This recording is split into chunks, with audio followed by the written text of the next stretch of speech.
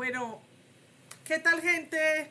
Bienvenidos. Vamos entonces a hacer la última parte relacionada con el metabolismo del colesterol, que hicimos unos pequeños casos clínicos. Dejamos para que ustedes resolvieran las preguntas. Sin embargo, por las dinámicas del curso, entonces en estos momentos voy a hacer el ejercicio de ir contestando y discutiendo las preguntas. El profesor Burgos también va, pues si quiere participa, y si tiene algo que añadir sobre la pregunta, entonces también va a estar. Voy a apagar la cámara, voy a colocar la pantalla.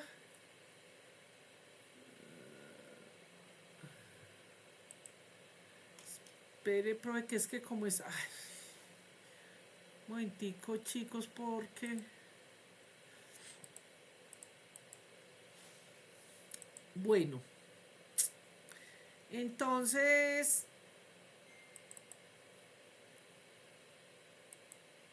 ¿Se está viendo la pantalla, profe? Sí, Natalia, se está viendo muy bien. Bueno, entonces habíamos visto que las aplicaciones clínicas, ¿cierto?, iban dirigidas hacia los inhibidores de la hidroximetilglutaricoenzima reductasa, la concentración plasmática del colesterol, la restricción dietética del colesterol, saturación de las grasas de la dieta y hipercolesterolemia familiar. Ya habíamos hablado de cada uno de estos puntos en la pasada. Ahorita entonces vamos a hacer el ejercicio de este caso clínico que ya lo habíamos mirado, eh, pero vamos a darle una leída otra vez para empezar a contestar. Entonces, este es de una hipercolesterolemia familiar. Es un hombre masculino de 36 años, tiene una dieta más o menos de unos 600 miligramos al día de colesterol. Se le tomó el colesterol y tenía 330 miligramos por decilitro. Ahí quiero hacer un paréntesis. Recordemos que hoy en día ya no tenemos que aprendernos los valores, los rangos de los valores en el laboratorio. Porque, pues, ustedes saben que hoy en día existen una gama de biotecnologías, de kit, de herramientas de laboratorio, así que cada técnica precisa su rango. Pero podemos decir más o menos, que el colesterol es de 200 miligramos por decilitro, más o menos de ese es el valor normal, ¿cierto? Las LDL igualmente también a veces se difiere un poquito, pero sabemos que cuando unas LDL están de más de 100 miligramos por decilitro, o las HDL por debajo de 45 a 50 miligramos por decilitro, entonces las HDL tenemos un problema que puede llegar a desencadenar en una enfermedad cardiovascular, o que hay que empezar a buscar caracterizar bioquímicamente, endocrinológicamente ese paciente, para ver la razón de esas HDL que están disminuidas o las LDL que están muy aumentadas. Quiero hacer el énfasis, sobre todo hoy en día que estamos en la medicina de precisión, que es decir, lo que hace valioso los paraclínicos, los exámenes de laboratorio o las ayudas paraclínicas, es la anamnesis, la auscultación del paciente. No sirve de nada unos resultados si usted no conversa con su paciente, si usted no conoce el estilo de vida, los antecedentes familiares. Es decir, como está esto aquí planteado, sin hablar con el paciente, pues lo hacemos por cuestiones didácticas y para resumir. Pero lo más importante sería poder hablar con el paciente, si otros familiares han tenido, por qué tiene la dieta así, si tiene actividad física, hace alguna actividad física, si consume algún medicamento, si tiene, por ejemplo, un hipotiroidismo, qué hormonas le han medido, etcétera, etcétera. Bueno, entonces, una vez, pues entonces el médico tratante inicia con una dieta sin colesterol por 3 meses. Eso también es un poquito fantasioso, pues, pero cuando decimos una dieta sin colesterol, es sobre todo el colesterol que viene de, de proteína, pues de animales, de proteína animal. Porque realmente hay algunas leguminosas, frutos secos que también tienen colesterol, muy poquito, pero lo tienen, ¿cierto? Entonces, seguramente hace referencia a esto.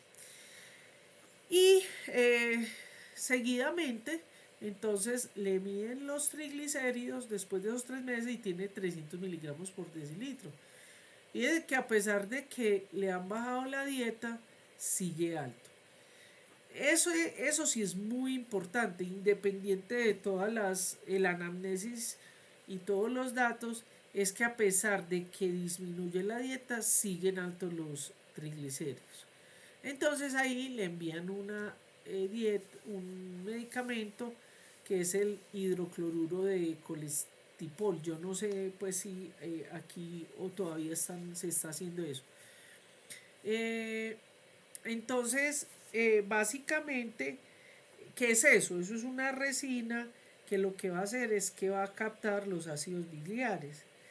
Entonces, la resina no se absorbe en el intestino, sino que va a estar ahí. Y entonces se van a unir esos ácidos biliares y se van pues aumentando y pues se van hasta que se satura y finalmente se excreta por las heces. Bueno, después entonces de hacer este tratamiento el colesterol bajó a 220 miligramos por decilitro. Muy bien. Vamos a la parte de las preguntas. Entonces la primera pregunta era, ¿puede el organismo utilizar el colesterol de la dieta? Profe, usted se puede fijar, es que como yo tengo la pantalla no puedo ver si hay estudiantes. Natalia, no hay Bueno, estudiantes. entonces voy a contestarte una vez. Por favor, profesor, si usted me tiene algo que decir, entonces Perfecto, pues me perfecto, interrumpe. Entonces, perfecto. cuando estamos hablando, ¿puede utilizar el colesterol de la dieta? Sí, la respuesta es sí, porque nosotros, si bien nosotros sintetizamos, como vimos, colesterol, nosotros tenemos mecanismos en el estómago para la absorción del colesterol. Es decir, el colesterol se absorbe de la ingesta, de las comidas que tenemos.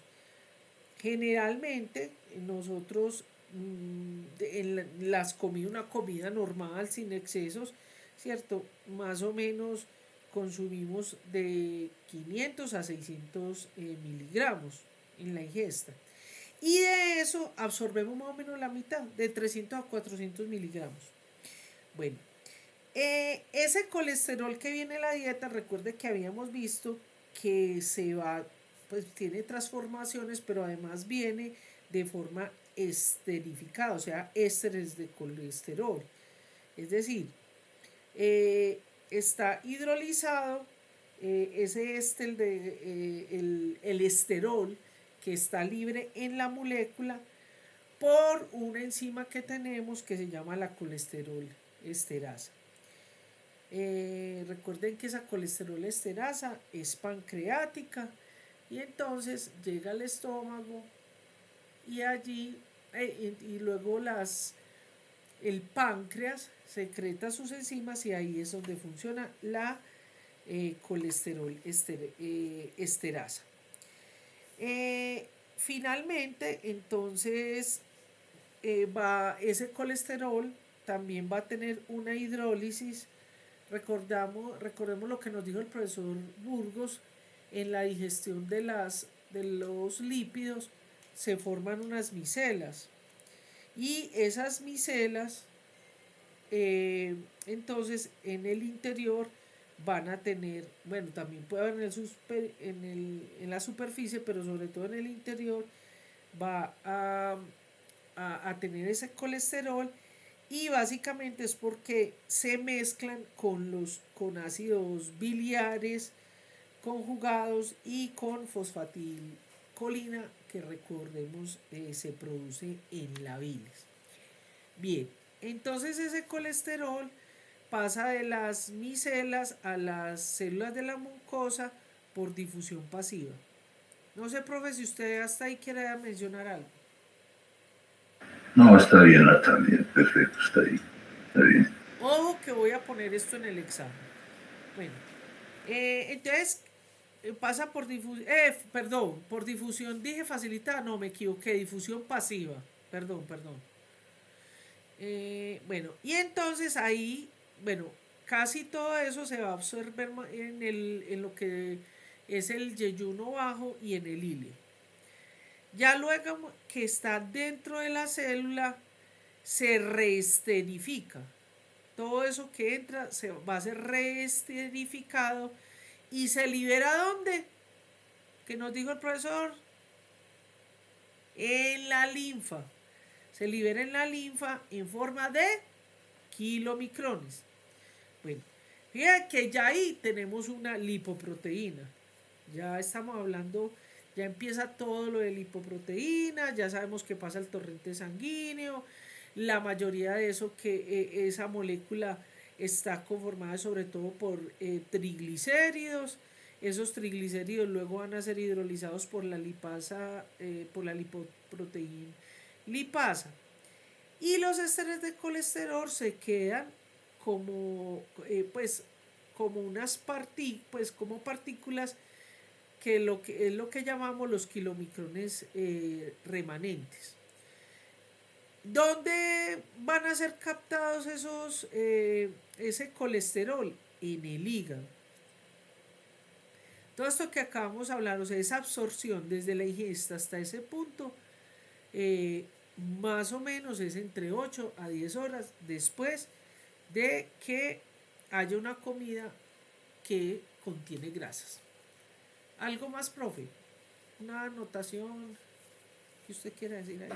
No, pues todo el resto del remanente de kilomitrón termina en el hígado a través de es, es captado a través de un receptor. Ah, eso es muy importante. Sí, los receptores. Profe, con respecto a eso de los receptores, quiero decir una cosa chiquitica, porque ya se sabe que la expresión de esos receptores son modulados por la actividad física, el ejercicio. Actividad física y ejercicio. Sí, correcto, correcto. El estado hormonal, o sea, las hormonas. O sea, cuando usted tiene un hipotiroidismo, cuando usted se vuelve menopáusico, cuando usted consume medicamentos que modulan eso. Eso me encantó. Bueno, Correcto. vamos a la segunda pregunta. Fíjense que esta metodología que estamos haciendo con el profe Burgos es una metodología donde le estamos planteando un caso clínico y que usted en su consulta, usted se debería preguntar, ¿cierto? Para poder acompañar a su paciente en ese proceso de, de, pues de caracterizar la enfermedad, del diagnóstico, manejo y tratamiento de la enfermedad. Vamos a la siguiente, dice, ¿cómo puede un paciente continuar con el colesterol plasmático elevado después de estos 3 meses con una dieta sin colesterol? Bueno, ahí sería, pues sería automáticamente, pues como se llama el caso clínico. Es decir, el señor tiene una hipercolesterolemia. Bueno, no podemos decir sin más exámenes que familiar, pero eso sería con los antecedentes más otros exámenes.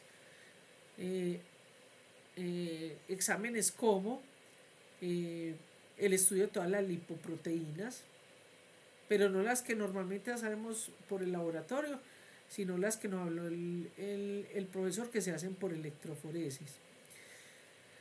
Se puede estudiar por los antecedentes y de hecho ya se han descrito genes que están implicados en esto, entonces también podría ser como se está haciendo en algunas partes del mundo.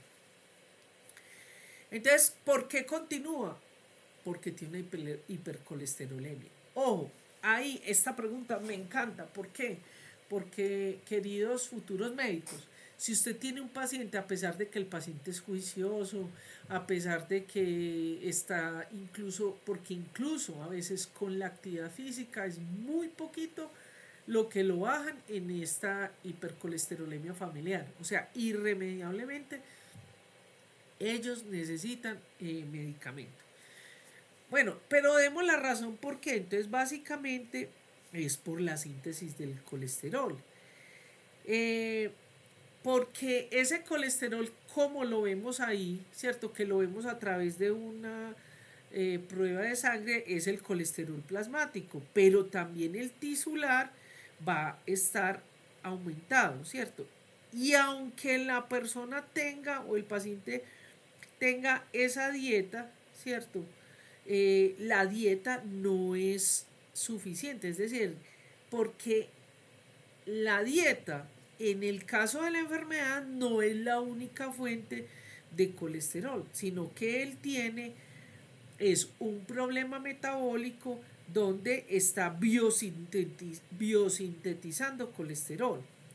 Entonces, recordemos que el inicio de todas esas, para hacer esa molécula de 37 carbonos que tiene 21, más de 21 reacciones, empieza con un acetilcoenzima A para sintetizarse. Y tenemos que, recordemos que ese acetilcoenzima A es un metabolito intermediario. O sea, ese metabolito también, ese acetilcoenzima A es producto de los, no solamente de los lípidos, sino también o sea, de los ácidos grasos, perdón, bueno, sí, de los ácidos grasos, de los carbohidratos e incluso de algunos aminoácidos. Entonces, fíjense que cualquier cosa que el individuo vaya a comer, como va a terminar en acetilcoenzima A, ¿cierto? Todo ese catabolismo, entonces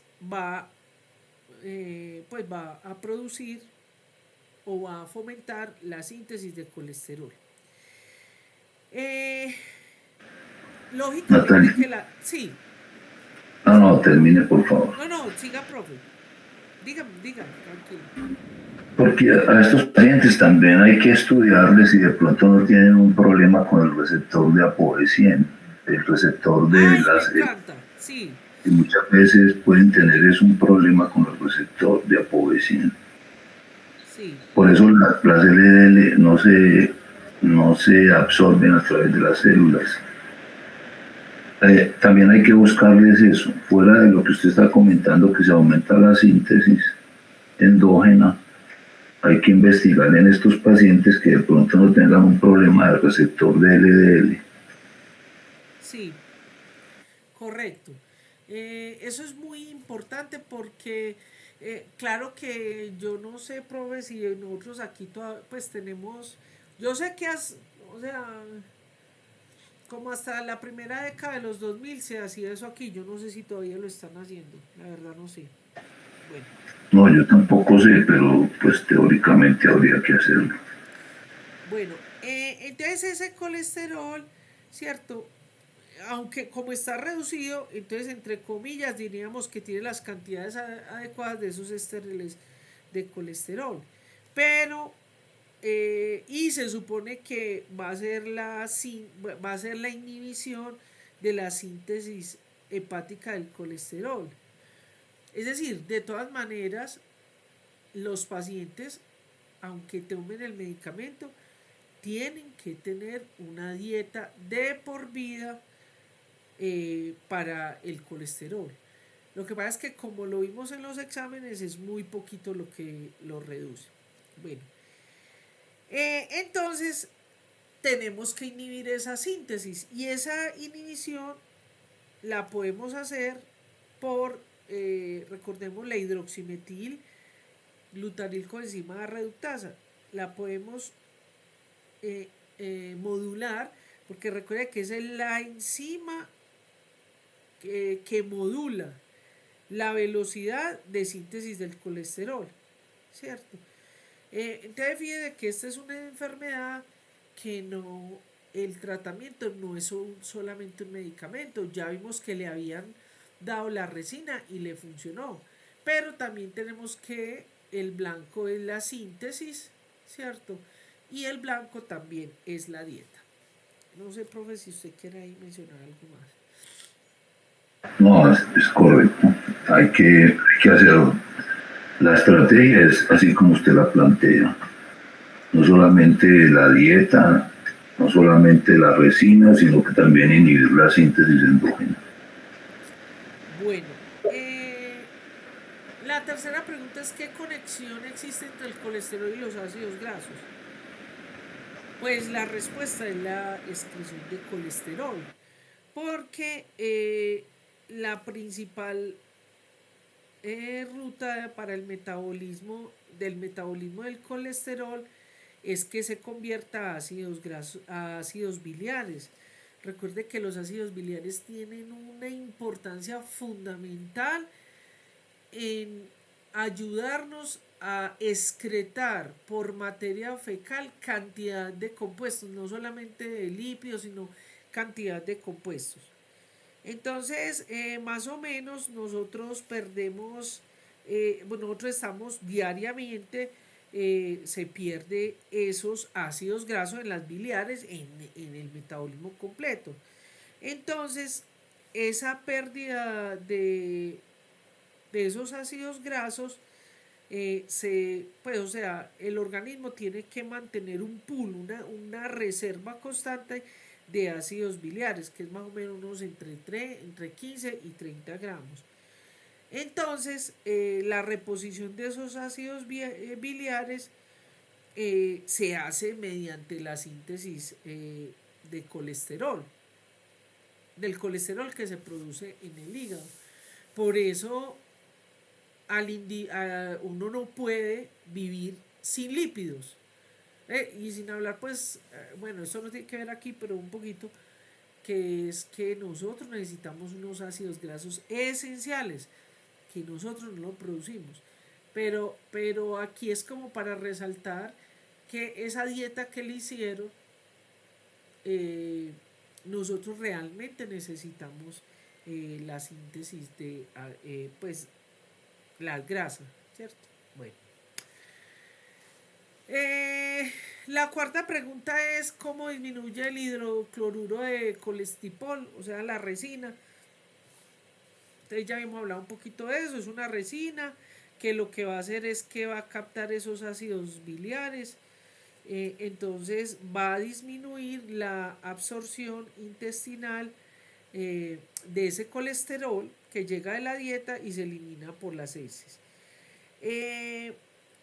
Para compensar pues esa pérdida grande que está haciendo la resina, entonces el hígado va a convertir ese colesterol eh, en ácidos biliares. Entonces ese exceso de colesterol que se tiene, ¿cierto? Va a ser utilizado para ese fin, la producción de ácidos biliares. Entonces se reduce. Entonces, por un lado, se va a reducir la ingesta de la dieta de colesterol, ¿cierto? Que ese colesterol es el que normalmente va a utilizar el organismo para la síntesis de ácidos grasos. Pero como no se está absorbiendo porque la resina lo está tomando, entonces ese ácido graso que hay en la sangre y el tisular, entonces va a ser utilizado para la producción de ácidos biliares, ¿cierto? Entonces eso, eh, porque recuerden que también, pues como se va a estar con otros medicamentos, esa capacidad hepática para sintetizar colesterol va a estar limitada. Entonces, ¿de dónde van a venir esos ácidos grasos? Ahorita les dijimos la clave. La dijo tanto el profe como mi persona. Muy bien, de las lipoproteínas plasmáticas, sobre todo de cuáles, de las LDL, ¿cierto? Entonces, eso va a reducir eh, el colesterol, la concentración de colesterol plasmático y, y bueno, pues va a mejorar el paciente, por lo menos de tenerlo estable para que no se sufra una de las consecuencias de las hiperlipidemias, que es la enfermedad aterosclerósica. Listo. No sé, profe, si quiera mencionar algo. No, Natalia, está bien. Sigamos con el segundo caso. El segundo caso, este es una hipercolesterolemia. Fíjese que no es familiar, sino y que esto va a ser muy frecuente en su consultorio. Entonces, este es un hombre de 33 años. El señor le dio como dolorcito en el pecho. Le daba como a ratico. Le midieron el colesterol y tenía 600 miligramos por 300. Ah, no, perdón. Él consumía en su dieta 600 miligramos día de colesterol. Le hicieron una arteriografía y encontraron que había un estrechamiento intenso y irregular de las arterias coronarias, ¿cierto? ¿Qué diagnóstico entonces le hicieron con eso? Que tenía una aterosclerosis arterial coronaria. Le midieron el colesterol, lo tenía en 385, luego se lo volvieron a medir y tenía 410, tenía elevado los LDL. Esto es muy importante, este punto que casi no se tiene en cuenta, que son lo que se llama los santomas. Esos santomas se llama, pues, lo que se observó en el paciente era santomas de las vainas tendinosas, ¿cierto? Entonces, esos tendones, a ver, ¿cómo se determina eso? Entonces, cuando se hace la auscultación, se ve que hay como unas masas, ¿cierto? En los tendones extensores, en este caso del paciente era de las manos. Y por eso entonces lo diagnosticaron como santomas de las vainas tendinosas. Pero los santomas también se pueden encontrar, pueden ser frecuentes de hecho empiezan así, en los párpados, se ven como si fueran una ampollita, pero no de agua, sino de grasa. Pueden ser planas o aumentadas. También se pueden presentar en el cuello, en el pecho, en el abdomen, en la ingle, es donde más se encuentra. También cuando está incluso muy avanzado, se puede presentar, que en la hipercolesterolemia familiar también se presenta. Se puede presentar en los brazos, eh, eh, pues en la región anterior al codo. ¿Lo dije bien, profe? Bueno. Natalia, sí, correcto. Luego entonces él volvió a tener episodios con dolor, va a urgencias y le hacen un electrocardiograma y encuentran que hay una isquemia miocárdica. Es decir, un infarto, ¿cierto? Entonces le hacen un bypass quirúrgico de arterias coronarias. Muy bien, vamos a las preguntas. Aquí vamos a hacer dos preguntitas que tienen mucho para cortar. Entonces, la primera pregunta es: ¿cómo puede la hipercolesterolemia producir aterosclerosis, infarto del miocardio y santomas? Entonces, sí, iba a decir algo. No, Natalia, no. Entonces, primero que todo tenemos que recordar que la hipercolesterolemia puede llevar a muchas otras enfermedades, ¿cierto? Sobre todo, pues eso va a depender si la persona está joven o si está en la madurez o si es un adulto mayor. Eh, lo que frecuentemente sucede con esto es que los pacientes con ese aumento de colesterol en sangre van a desarrollar una coronariopatía, es decir, enfermedad coronaria. Y eso va a desencadenar finalmente en un infarto de miocardio. Bueno, cuando el colesterol está elevado, ese colesterol va a venir de las LDL plasmáticas, las que nos detectan. Bueno, pero además de eso, se va a producir una aterosclerosis. Entonces, ¿qué significa aterosclerosis? Que hay un endurecimiento de las arterias. La forma, lo que va a suceder en esa aterosclerosis es que va a haber una acumulación de lípidos, sobre todo de ésteres de colesterol, en la íntima arterial. O sea, no es que esté expuesto como a veces nos muestran, no. En la íntima de las arterias se levanta como si fuera una ampollita, pero es en esa íntima donde se van a acumular esos ésteres de colesterol. Y entonces va a formar la arteriosclerosis, ¿cierto? La arteriosclerosis, que la llamamos aterosclerosis. Ese depósito de lípidos entonces se presentan sobre todo, va a iniciar sobre todo en las células musculares lisas de las arterias, y también va a estar en los macrófagos. Entonces esos depósitos de lípidos pueden ser reversibles siempre y cuando no dañe la pared del vaso.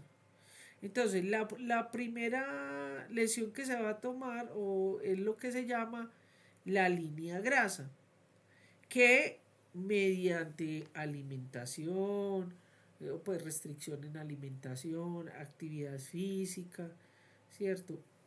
Se puede superar y quitar esa línea grasa. Pero con el tiempo eso se va a empezar a acumular en el espacio extravascular, en la íntima de la arteria. Y ya va a llegar a un estado en que es irreversible, o sea, ya no se puede quitar de esa íntima.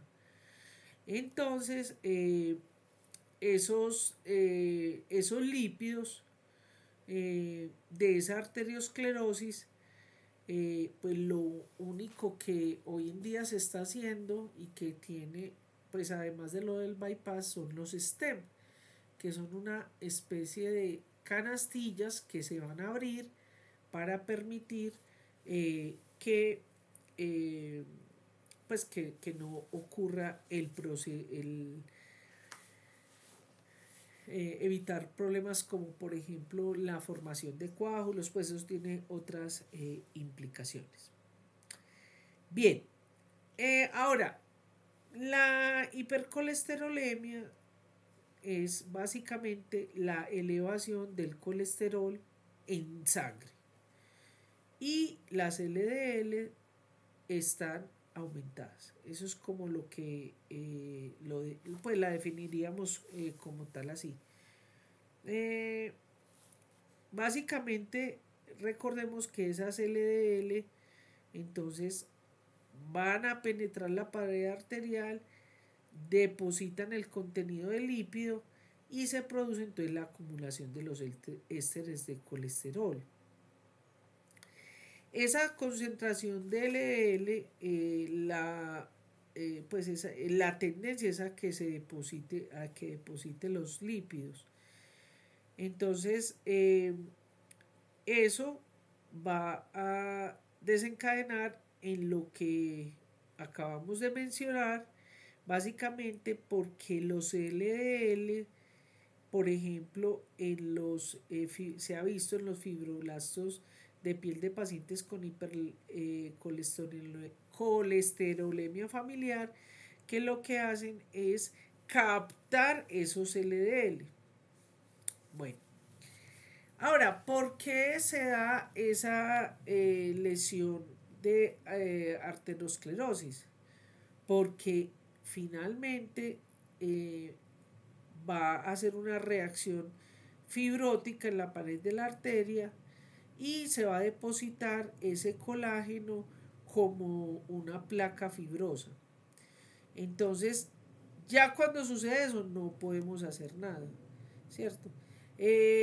Allí también se va a depositar el calcio y eso va a hacer que vaya a aumentar y disminuye el diámetro de la luz de las arterias, ¿cierto?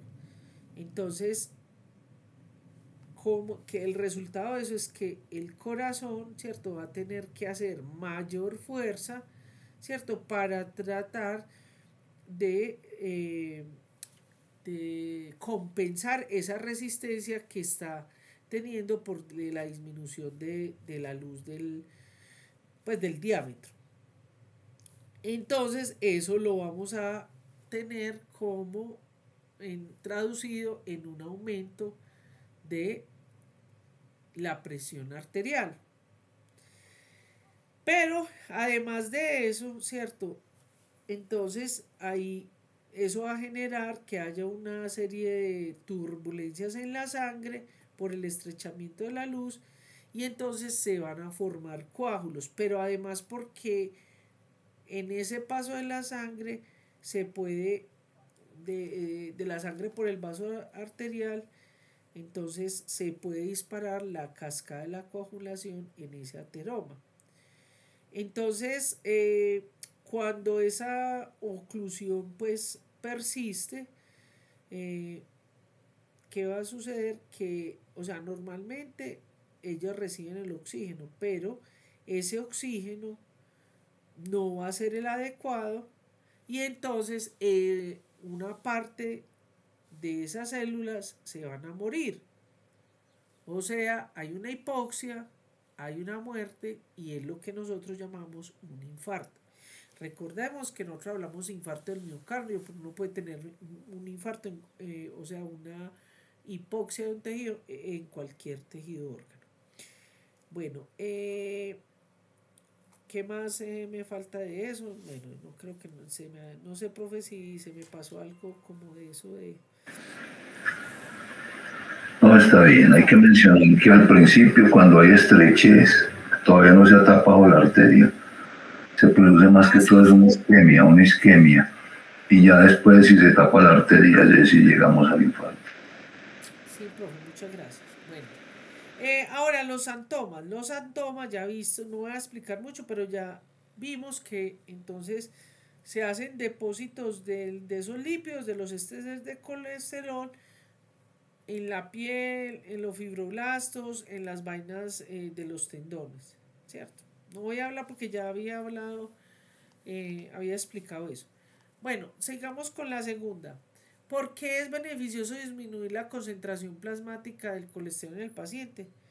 Porque la concentración de estos pacientes va a prevenir que se dé lo que acabamos de hablar, es decir, la aterosclerosis, ¿cierto? Que hayan lesiones de aterosclerosis y que eso se desencadene en un infarto del miocardio. O en general podríamos decir que eso es como de una de las vías incluso letales que se puede dar, pero en sí va a prevenir el desarrollo de la enfermedad cardiovascular. Es muy importante monitorear constantemente con las LDL.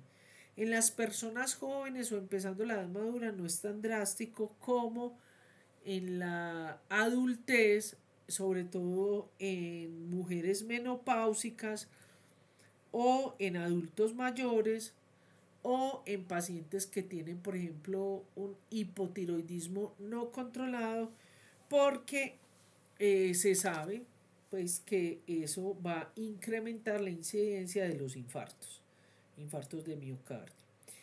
Eh, También es muy importante mirar el tratamiento, porque cuando, cuando nosotros ya tenemos características, ¿cierto? Como esos antomas, ¿cierto? Como ese colesterol alto, como esos LDL altos, entonces tenemos que ir sospechando que ya se está acumulando ese colesterol en la pared arterial, y pues va a formar el ateroma. Entonces, en conclusión de todo esto, fíjese que la hipercolesterolemia no solamente es prevenir, pues es tener esa, esos valores en normalidad, sino que son biomarcadores, tanto el colesterol como las LDL, las otras lipoproteínas también, pero en especial estas dos, para la prevención de la enfermedad cardiovascular, de la arteriosclerosis, de enfermedades pues coronarias. eh, y hay otra cosa que pues aquí no mencionamos, pero también eso puede provocar accidentes cerebrovasculares. ¿Por qué? Porque en ¿cómo podríamos decirlo, profe? Como ese abultamiento, ese tumor, porque no es un tumor que no es de células, pero ese abultamiento que hay en la arteria por la acumulación de lípidos, al pasar la sangre puede desencadenar la cascada de la coagulación. Entonces hace pequeñitos coágulos, ¿cierto? Que por ahí sueltos hasta ni hay problema, pero cuando van a esa red vascular del cerebro, en los pequeños capilares, puede provocar un accidente cerebrovascular. No sé, profe, si quiera decir algo más. Sí, lo que usted dice es cierto. O sea, la aterosclerosis afecta principalmente a arterias de mediano y grueso calibre. Por eso puede afectar las arterias cerebrales también, como usted dice. Sí. Bueno, voy a dejar de presentar y voy a parar la presentación.